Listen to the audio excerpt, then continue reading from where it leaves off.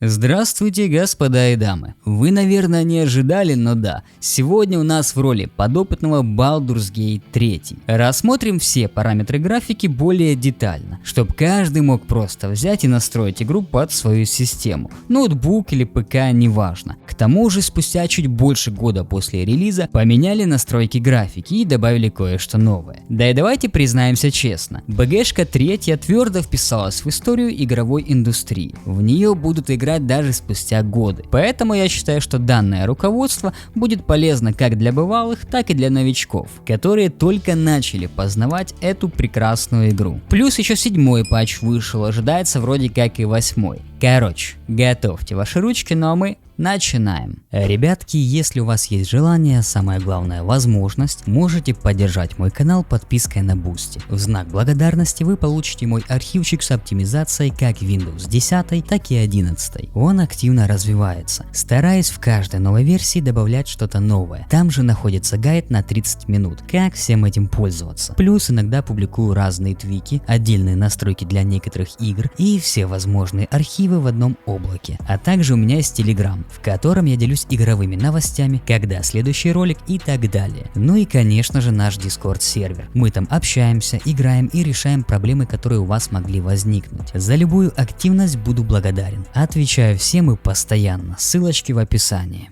Качество моделей изменяет степень детализации и геометрии, из-за чего при повышении качества появляются новые объекты. Переход с низкого качества на среднее практически не влияет на производительность, по большей части это погрешность, зато визуальная разница бросается в глаза. Высокое качество скушает около 5% производительности, и я рекомендую выбрать среднее качество, на FPS не влияет, а по визуалу практически как высокое. Качество теней отвечает за разрешение теней. Чем выше качество, тем более они детализированы. Переход с низкого качества на среднее, как и с моделями, не сильно повлияет на FPS. Высокое качество скушает 2-3% производительности. Зависит еще и от локации. Рекомендую выбрать низкое качество, так как тени на этом пресете выглядят очень даже неплохо. А если вам нужна чуть лучше детализация теней, выбирайте среднее. Качество облаков изменяет вид облаков, добавляя им больше деталей и глубины. Я провел тесты в разных локациях, и если честно, разницы никакой не заметил, потому что изменяются не те облака, которые на переднем фоне, а те, которые находятся очень далеко, и вы навряд ли на них обратите внимание. Поэтому можете выбирать абсолютно любое качество, но я бы выбрал низкое. Качество текстур изменяет детализацию текстур, тем самым добавляя новые детали. На FPS не влияет, зато кушает видеопамять. Отталкивайтесь от вашей видеокарты, если позволяет, ставьте ультра. Фильтрация текстур изменяет резкость текстур при малых углах просмотра. Возможно, я как-то смотрел неправильно, но обнаружить визуальную разницу и тем более по FPS у меня так и не получилось. Хотя предпросмотр показывает, что изменения должны быть кардинальные. Да и на релизе, когда я делал ролик по БГшке 3, по-моему, фильтрация влияла как визуально, так и по FPS. Но что есть, то есть. Тем не менее, я рекомендую выбрать 16X. Будут проблемы, понижайте до 4X. Расстояние до объектов отвечает за дистанцию прорисовки объектов. Если я правильно все понял, то на персонажей это никак не влияет. Тем не менее, каждый переход по качеству практически не затрагивает производительность. Все в районе погрешности. Рекомендую среднее качество. Если хочется побольше объектов, ставьте высокое. Качество тумана отвечает за разрешение тумана, давая ей четкость деталей и глубину. Визуальную разницу заметить очень сложно, а вот насчет FPS совсем другое дело. Каждый переход скушает примерно по 1% производительности. Мои рекомендации выбрать низкое качество. Дальность детализации определяет дальность отображения мелких объектов. Что-то похожее на расстояние до объектов, но работает чутка по-другому. Все, что мне бросилось в глаза, так это вот этот вот мешочек.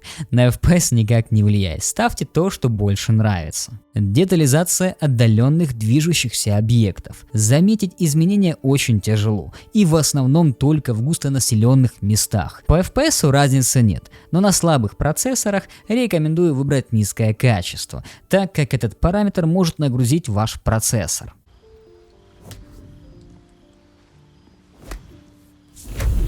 Теперь перейдем на вкладку «Дополнительно». Если вы используете любое масштабирование, вам будет доступен ползунок с регулированием резкости. Сглаживание делает углы более гладкими. Но и на низком разрешении может добавить эффект мыльца. Нам доступно SMAA, TAA и DLAA. Выключенное сглаживание и SMAA по FPS практически одинаковые. Визуально чуть-чуть гладкими стали углы. Для слабых систем выбирайте SMAA. TAA уже скушает около 3% производительности. Все углы будут сглажены, но и мыльца вам плеснут прямо в глаза. В 2К разрешении это практически незаметно, а для низких разрешений можете слегка накрутить резкости в настройках вашей видеокарты. DLAA кушает больше всех производительности, но и делает картинку максимально сглаженной, без эффекта мыла. Насчет сглаживания меня можете не слушать, потому что во всех играх я его постоянно завышаю. Ну, если это разумно только. Даже могу понизить другие параметры во благо сглаживанию. В общем, я выбираю DLAA, вы же подбирайте под свою систему. Затенение фонового света добавляет мягкие тени объектов, из-за чего картинка кажется более глубокая. Кушает это добро по факту не так много, около 2% производительности. Но зато посмотрите, как меняется окружение. Я рекомендую включить. Глубина резкости отвечает за размытие во время диалога. Скушает около 2% производительности. Во время диалога в принципе не страшно. Можете выбрать то, что вам больше нравится.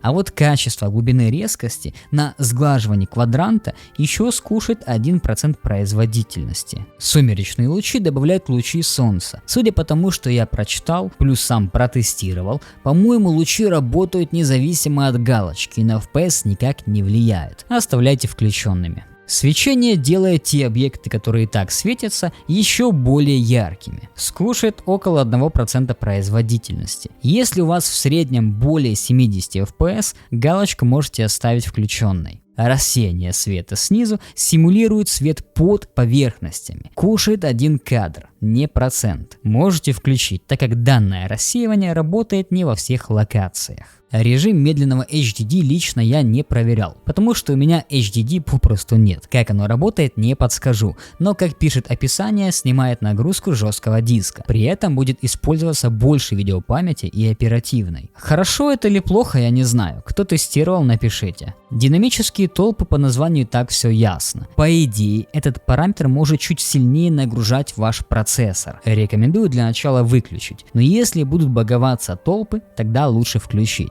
А осталась у нас не менее важная часть – это масштабирование изображения. Нам доступно DLSS, FSR 1.0 и FSR 2.0. Масштабирование будем сравнивать со сглаживанием DLAA. Почему так? Потому что DLSS или FSR дают свое сглаживание, и это будет честно. Кто не в курсе, при включении любого масштабирования нам становится недоступна вкладка сглаживания. Начнем по порядку. DLSS на пресете качества дает отличный буст, более 15% производительности. При этом визуально на статичной картинке разница плюс-минус практически незаметна. Но не забывайте, что у меня монитор с разрешением 1440p. Далее у нас идет FSR 1.0. Комментировать здесь я ничего не буду. FPS много, но будто бы мне понизили разрешение до 720p и еще отключили сглаживание. А вот уже FSR 2.0 меня крайне удивил. Пресет ультра качества — это практически нативное разрешение со включенным DLAA, как мне показалось. Поэтому я считаю, что для среднемощных ПК можно включить ультракачество и получить сглаженную картинку с хорошим FPS. Пресет качества по сути как и DLSS качество. Тут на ваше усмотрение и позволяет ли видеокарта. Перед тем, как подытожить настройки графики, давайте проверим, какой API более производительный в Baldur's Gate 3.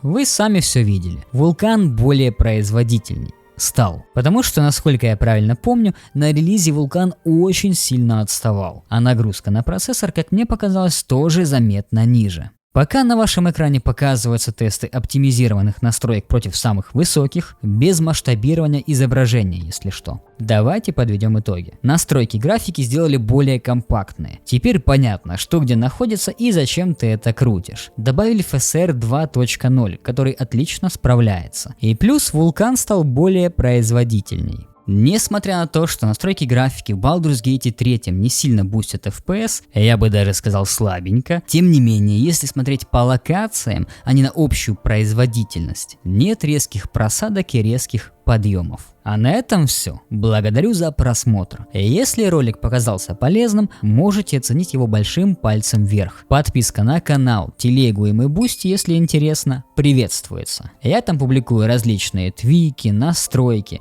а на бусти вас ждет мой архивчик с практически максимальной оптимизацией вашей системы. Удачи всем в прохождении, создавайте крутые истории. А я погнал дальше. До скорых встреч!